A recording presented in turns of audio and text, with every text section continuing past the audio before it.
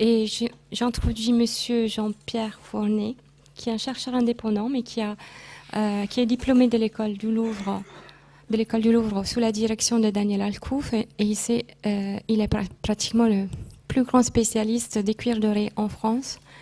Et c'est pour cette raison qu'on a vraiment l'honneur d'avoir pu l'inviter ici pour pouvoir nous présenter dans le cadre du programme Rothschild ses recherches sur les cuirs dorés qui ont été donnés à l'État par la famille Rothschild. Et en particulier, il y en a certains qui sont conservés à la Fondation nationale des arts graphiques aujourd'hui. Donc je vous rappelle aussi qu'un ouvrage sur ce sujet, mais un sujet beaucoup plus vaste sur tous les cuirs dorés en France, va paraître chez l'éditeur Monel Hayot très prochainement par Jean-Pierre Fournet. Donc j'introduis Monsieur Fournet qui va donc nous présenter sa communication.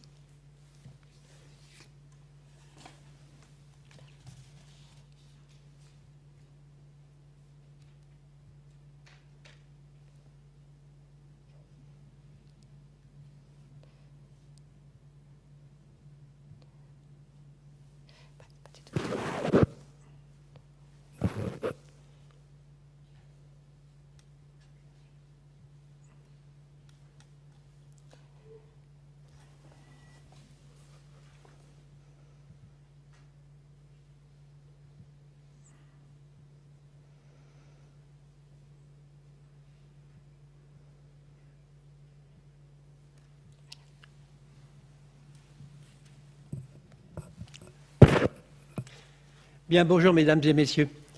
Tout d'abord, permettez-moi de remercier Madame de Fussiat de m'avoir invité pour faire cette présentation.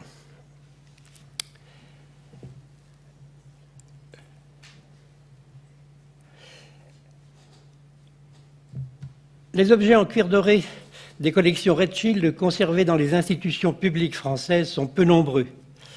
Les seuls répertoriés sont la tenture murale, toujours en place, de l'hôtel Salomon de Rothschild à Paris, la tenture murale provenant de l'hôtel de Marigny est conservée actuellement au mobilier national, un panneau conservé à la Villa Efrussi de Rothschild à Saint-Jean-Cap-Ferrat et un bouclier d'apparat naguère conservé à l'hôtel Salomon de Rothschild et actuellement au Louvre.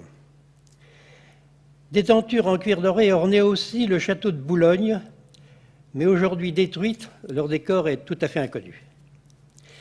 Ces objets sont très différents les uns des autres. Leur seul élément commun, c'est qu'ils sont tous en cuir doré. Avant de les évoquer, il convient donc de préciser ce qu'il faut entendre par cuir doré. Les cuirs dorés sont des cuirs décoratifs qui sont apparus en Espagne, à Cordoue, à la fin du premier millénaire. Objet d'un engouement considérable en Espagne, puis dans toute l'Europe, surtout du XVIe à la fin du XVIIIe siècle, ils ont été fabriqués dans la plupart des pays européens. Résultat d'un mode de réalisation stéréotypé, ils sont définis par leur structure univoque. Ils sont constitués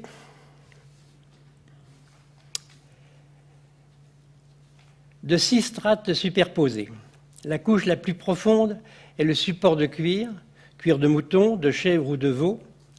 La deuxième couche est faite de colle de parchemin. La troisième couche est constituée de feuilles d'argent juxtaposées qui recouvrent l'ensemble de la surface du cuir. Cette couche métallique est habituellement recouverte d'une autre couche de colle destinée à prévenir l'oxydation du métal. L'avant-dernière couche est constituée par le vernis jaune ou vernis d'or, composé de résine végétale chauffée dans de l'huile de lin. Et la dernière couche, facultative, est une couche picturale, souvent polychrome, faite de peintures à l'huile. Les cuirs dorés ne comportent donc pas d'or. C'est le vernis jaune appliqué sur l'argent qui génère la couleur dorée. En fonction de leur morphologie externe, les cuirs dorés sont classés en 2 grands groupes, les cuirs dorés plats et les cuirs dorés repoussés. Pour les cuirs dorés plats, avant la pose des couleurs, les contours des motifs étaient le plus souvent portés à l'aide d'une planche d'impression en bois sculpté et ancré. Ces cuirs plats sont fréquemment agrémentés de ciselures, empreintes qui étaient réalisées avec des poinçons appelés petits fers. Très différents, les cuirs dorés repoussés sont en relief. Apparus en 1628 aux Pays-Bas, leur fabrication requérait l'utilisation d'un moule sculpté en creux et d'une robuste presse. Bien entendu, toutes ces caractéristiques se retrouvent dans les cuirs dorés des collections Rothschild. La tenture murale de cuir doré qui tapisse le cabinet de curiosités de l'hôtel Salomon de Rothschild est un bel exemple de cuir doré repoussé des Pays-Bas du début du XVIIIe siècle. La pièce est en effet ornée sur 3 de ses murs de tapisserie de cuir doré repoussé. Seul le mur nord en est dépourvu. Sur le mur est, un panneau de 16 carreaux surmonte la cheminée. Sur le mur sud, 2 panneaux sont disposés de part et d'autre de la porte d'entrée. L'un et l'autre sont en grande partie cachés par une vitrine et seuls leurs 6 carreaux supérieurs sont bien visibles. Le dessus de la porte est occupé par un petit panneau de 3 carreaux. Le dernier panneau orne le mur ouest. Il est fait de la superposition de 5 rangées de 4 carreaux, mais seules les 2 rangées supérieures sont visibles en raison de la présence d'une grande vitrine. Tous les carreaux sont identiques. Ils mesurent chacun 0,75 m de haut sur 0,60 m de large. Les carreaux sont solidarisés entre eux par collage, mais initialement ils étaient cousus les uns aux autres. Leur décor, très élégant, est caractéristique du style Louis XIV tardif. Sur le fond bleu se détachent les différents motifs en relief, tous uniformément dorés. Au centre, une sorte de piédestal de forme presque tronconique, effilé à sa partie supérieure et orné de croisillons et de rosettes, supporte un motif de palmette. De chaque côté du piédestal sont représentées des tiges fleuries et des grappes de raisin. Au-dessus figurent 2 oiseaux, vraisemblablement des aigles, qui tournent la tête vers l'extérieur. Chaque oiseau tient dans son bec et dans ses serres une branche garnie de baies.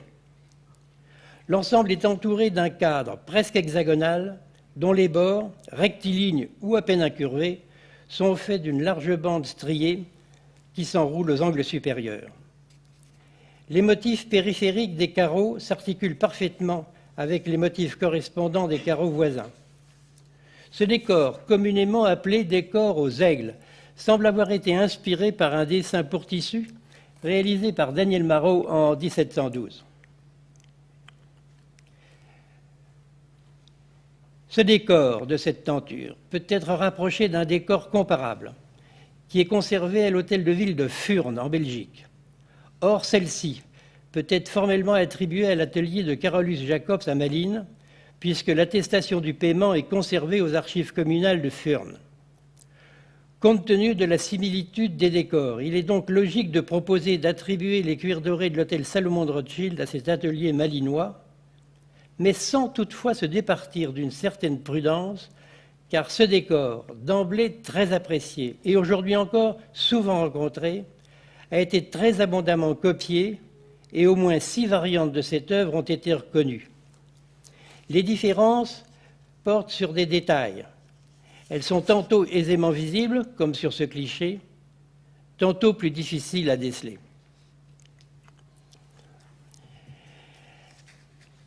Les cuirs dorés de l'hôtel Salomon de Rothschild sont des cuirs de remploi. Leur provenance n'est pas connue. Ils ont été mis en place au terme de la construction de l'hôtel à la fin des années 1870. Ils représentent un rare et bel exemple de cet art décoratif luxueux qui a charmé l'aristocratie et la grande bourgeoisie de l'Europe entière au début du XVIIIe siècle et qui a été opportunément remis au goût du jour dans la deuxième partie du XIXe siècle, tout imprégné d'éclectisme et du goût à régénérer les styles du passé. La mise en place d'un tel décor dans un cabinet de curiosité est dans la tradition de ce qui se faisait dans les grandes demeures au XVIIe siècle. Très différente est cette autre tenture, dont voici un des carreaux et qui provient de l'hôtel de Marigny. Il s'agit aussi de cuir doré de remploi, dont la provenance est inconnue. Ils ont été mis en place à l'hôtel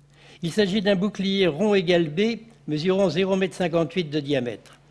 Il est constitué d'une lame de bois recouverte de cuir doré sur sa face antérieure et au revers de cuir peint de façon neutre.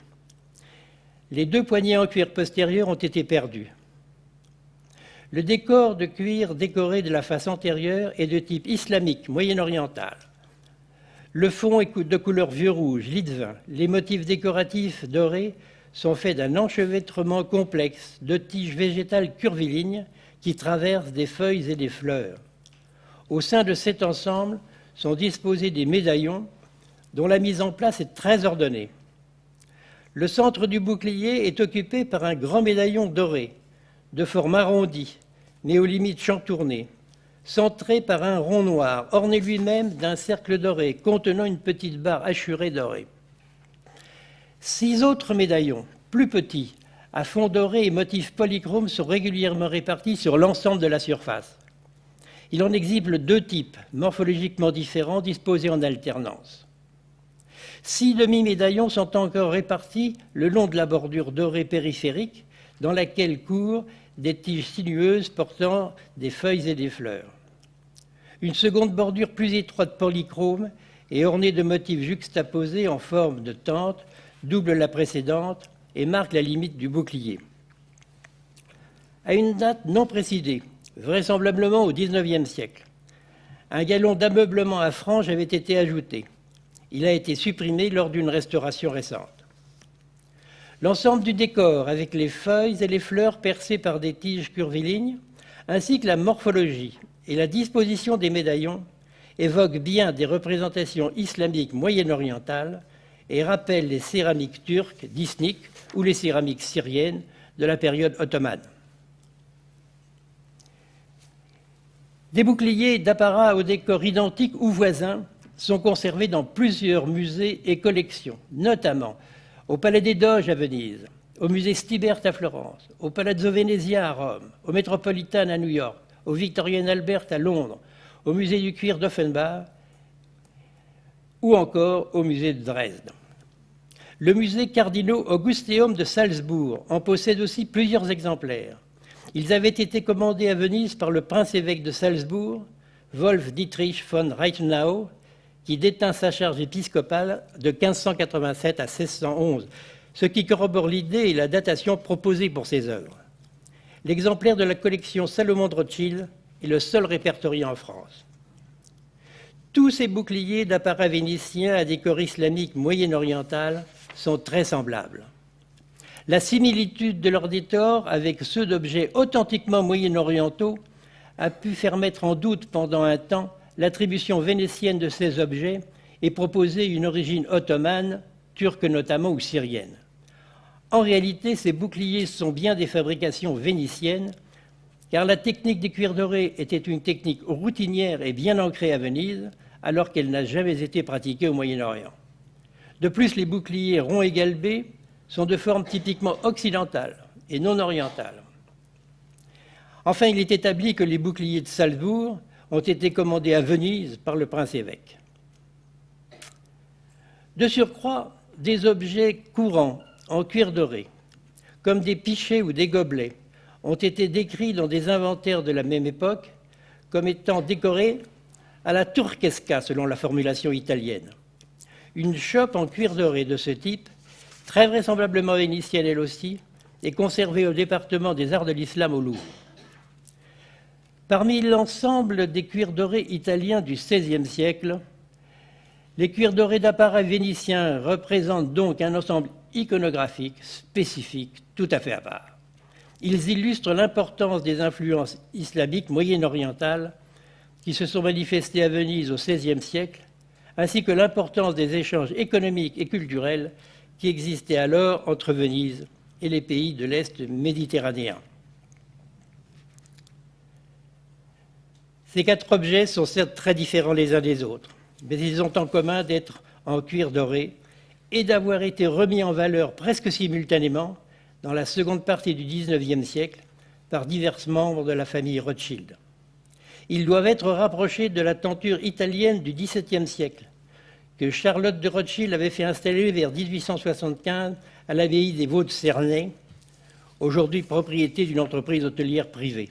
Et surtout, de la célèbre tenture en cuir doré des Pays-Bas du XVIIe siècle, représentant le cortège de David victorieux, que James de Rothschild fit installer au château de Ferrières à la fin des années 1860 et qui est toujours propriété de la famille.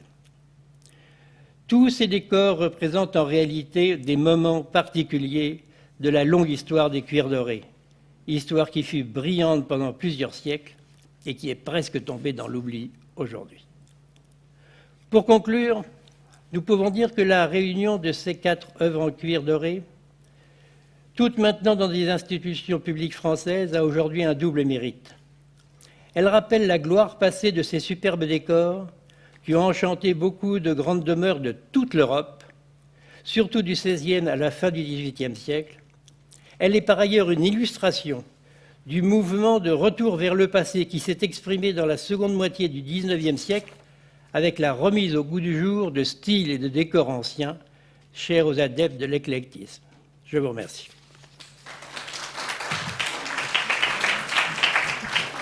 Merci, Monsieur Fournet.